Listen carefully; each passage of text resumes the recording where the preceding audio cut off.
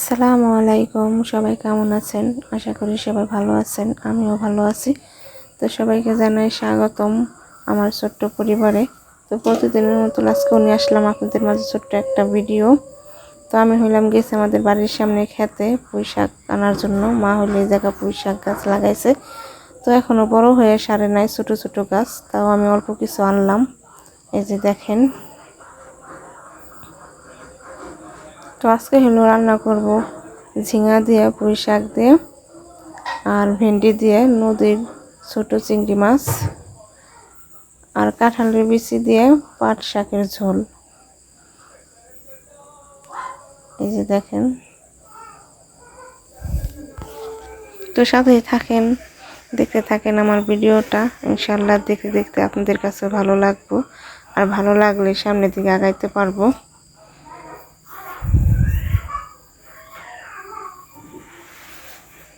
তো এই সমস্ত সবজি হলো আমাদের বাড়ির গাছের।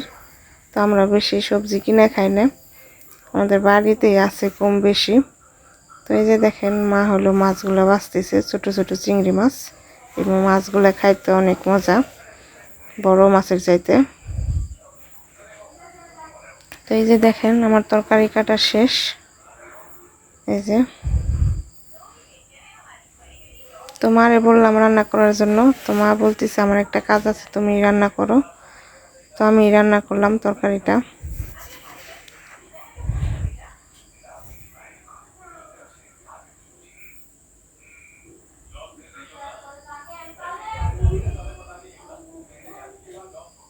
আসলে বড় চিংড়ি মাছের চাইতে ছোট চিংড়ি মাছ খাইতেই বেশি ভালো লাগে।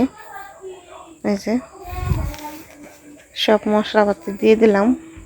গ্রামের মানুষ আমরা এইভাবেই রান্না করি, মার কাছ থেকে এইভাবেই রান্না করা শিখছি। এই যে দেখেন, তরকারিগুলো দিয়ে দিলাম মাছের ভিতরে।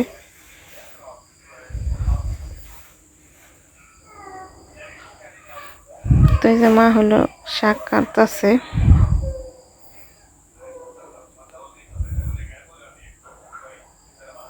পানি দিয়ে দিলাম।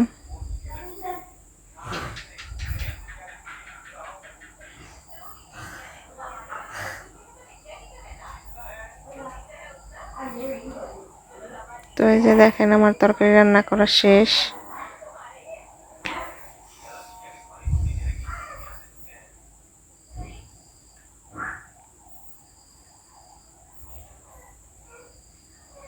এই যে দেখেন তরকারির ফাইনাল লুক।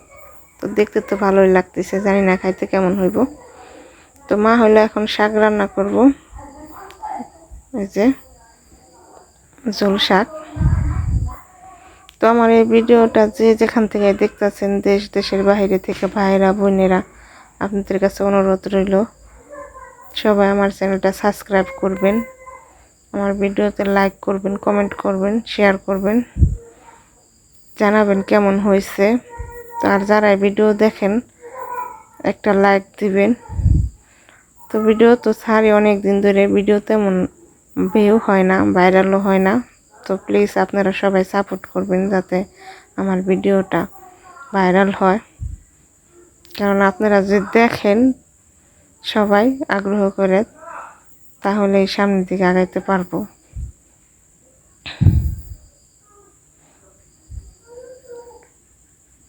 তো এই যে দেখেন, মা আর আমি খাইতে বসে গেছি প্রতিদিনের মতো। মা আর আমি খাইতে বসি, কারণ আব্বা আর ছোট বোন ক্যামেরার সামনে তেমন একটা আসতে চায় না। তো আমি পাট শাক খাই না, তিতা লাগে। তো মা বলতেছে একটু খাওয়ার জন্য।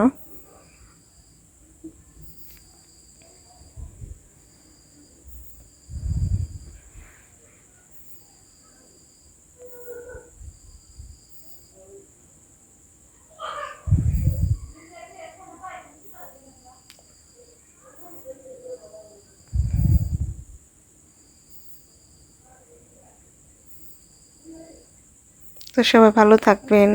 আল্লাহ হাফেজ।